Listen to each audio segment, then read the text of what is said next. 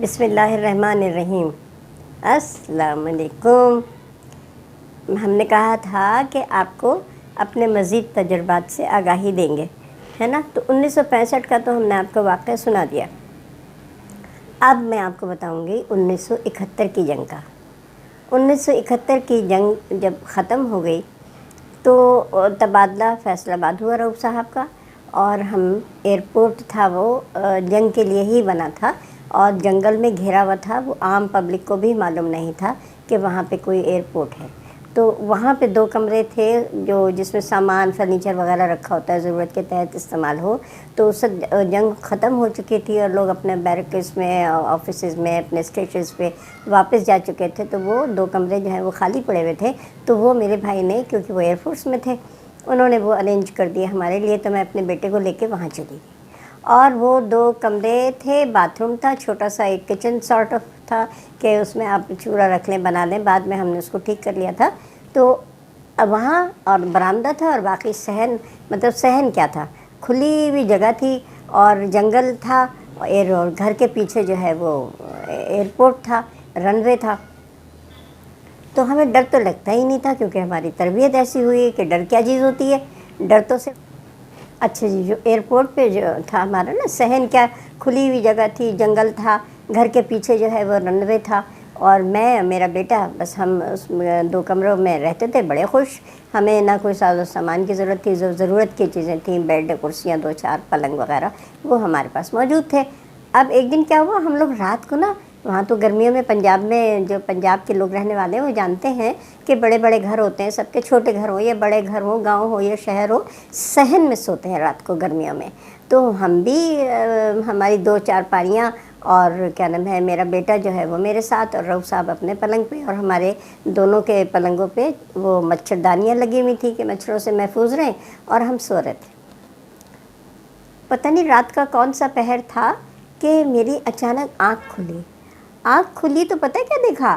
میں نے دیکھا کہ جیسے کہ آپ بھالو سمجھ لیں، آپ اس کو بہت بڑا کتا سمجھ لیں، کتا کی تو شیپ اور ہوتا ہے، وہ بھالو کی جیسے شکل کا تھا، موٹا سا، اور جیسے ہوتا ہے نا ریچھ جیسے ہوتا ہے یا بھالو جیسے ہوتا ہے، اس طرح کا تھا، بلیک، بالکل کالا سیاہ۔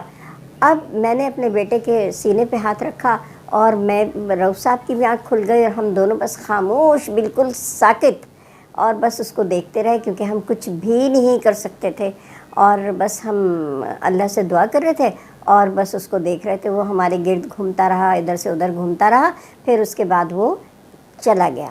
وہ کون تھا، کہاں سے آیا تھا، کہاں چلا گیا، ہمیں نہیں معلوم۔ اور آپ یہ دیکھیے، ہمارے جرأت دیکھیں یا اطمینان کہیں اس کو، یہ کچھ بھی کہیں، کہ وہ جب چلا گیا تو ہم پھر سو گئے۔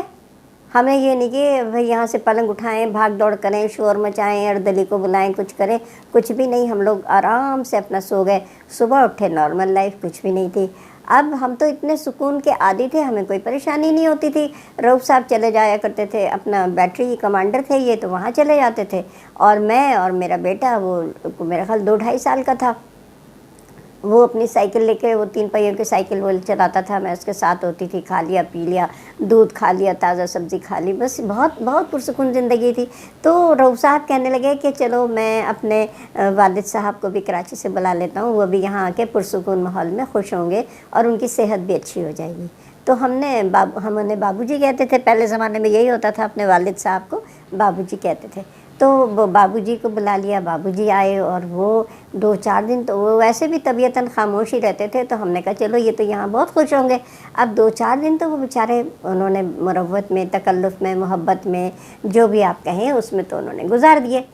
پھر کہنے لگے صاحب یہاں تو اتنا سکون ہے کہ ہم اس سکون سے جو ہے نا، ہم بہت پریشان ہو گئے ہیں، نہ کوئی آدمی ہے، نہ آدم ہے، نہ آدم زاد ہے جس سے ہم بات کر سکیں یا کچھ کر سکیں، تو ہم تو یہاں بہت بور ہو گئے ہیں۔ اب مجھ سے وہ کتنی باتیں کرتے ہیں، اچھا میں بھی وہاں رہ کے تھا تو خاموش طبع ہو گئی تھی، کیونکہ کوئی بات کرنے والا ہوتا ہی نہیں تھا، تو اس لیے اب وہ بیچارے اتنے وہ بور ہوئے۔ پھر دیکھیں تو ہمارے جو منہ ہاتھ دھونے کا یا وضو کرنے کی جو جگہ تھی وہ چھوٹا سا چبوترا سا بنا ہوا تھا، وہ بھی ہمارے گھر سے کافی فاصلے پہ تھا. تو وہ جگہ اتنی تھی، زمین اتنی تھی کہ ہمیں تو لگتا ہی نہیں تھا کہ وہ دور ہے یا قریب ہے.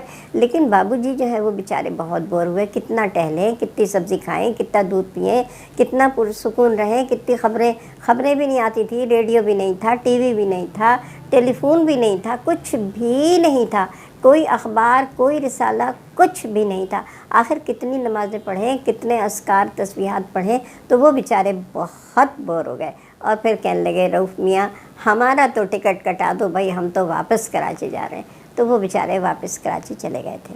اب ایک دن کیا ہوا کہ وہاں فوجی جو تھے نا، وہ اب آپ لوگوں کے ذہن میں یہ آ رہا ہوگا کہ بھئی یہ کیسے تھا کہ ایک ہی افسر تھا وہاں پہ، لوگ اور نہیں تھے. تو جو فوجی تھے وہ بنکرز میں رہتے تھے. بنکرز آپ جانتے ہیں، فوجی فیملیز بھی اس سے سن رہی ہوں گی، دیکھ رہی ہوں گی.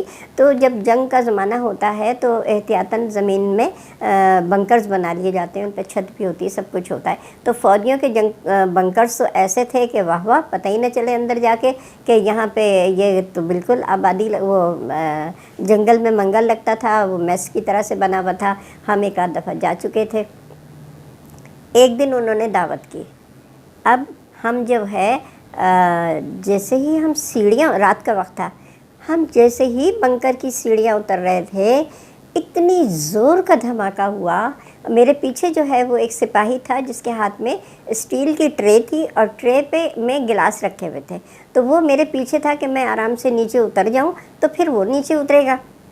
اب جو دھماکہ ہوا، کان پھاڑ دینے والی آواز اور اتنی تیز روشنی، تو سمجھ میں ہی نہیں آیا. اچھا فوجی تو ہر چیز کے لیے تیار ہوتے ہیں اور وہ تو بہادر ہوتے ہیں، تو ہمیں بھی کوئی احساس نہیں ہوا، ڈر کا احساس نہیں ہوا، لیکن عجیب سی تھی کہ اتنی تیز آواز، اتنی تیز روشنی، یہ سب کیا تھا.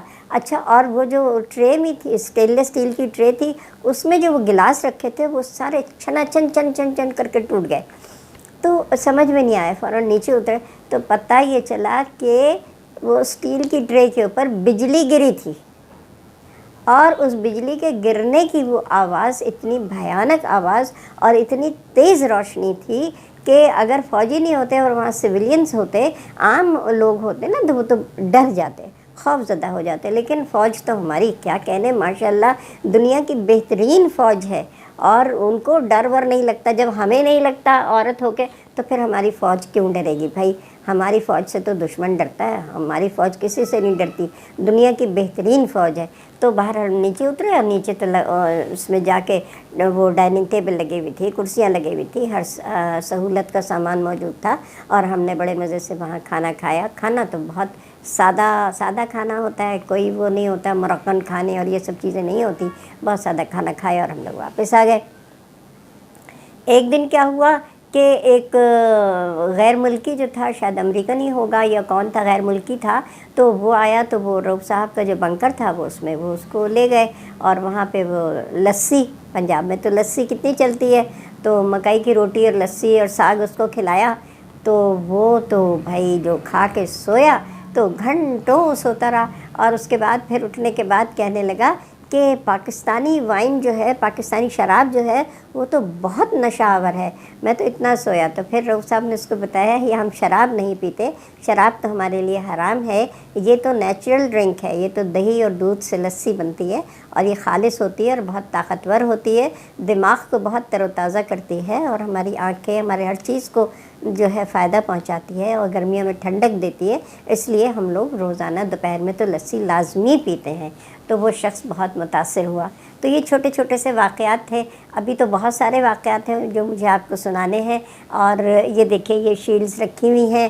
تو یہ بھاری توپ ہے، اس کا بھی جو ہے ہمارے پاس، اس کا جو سیل ہوتا ہے، جو شیل کہتے ہیں اس کو، اس کے اندر بم ہوتا ہے، اور وہ جو ہے چلایا جاتا ہے تو وہ دور تک مار کرتا ہے، اور دشمن پہ کیا نام ہے، یلغار کرتا ہے، دشمن کو مارتا ہے. اور وہ دوسرا جو ہے وہ اینٹی ایئر کرافٹ گن ہے، جس سے کہ آپ کو بتایا تھا کہ وہ جو ہے وہ اس میں 71 کی جنگ میں استعمال ہوا تھا، اور یہ 65 کی جنگ میں استعمال ہوا تھا. تو یہ چھوٹے چھوٹے واقعات ہیں. ابھی اور ہیں. آپ کا فیڈ بیک بتائے گا کہ آپ کو ویڈیو کیسی لگی. آپ مزید میرے تجربات سننا چاہیں گے یا یہ کافی ہے، ہم اپنا پھر موضوع بدل دیں گے، ہم دوسرا کوئی ٹاپک لے لیں گے، اس سے آپ کو آگاہی دے دیں گے. تو یہ آج کی بات یہاں تک ختم ہوتی ہے. اس کے ساتھ آپ سے اجازت چاہتی ہوں. خدا حافظ، اپنا خیال رکھیے گا.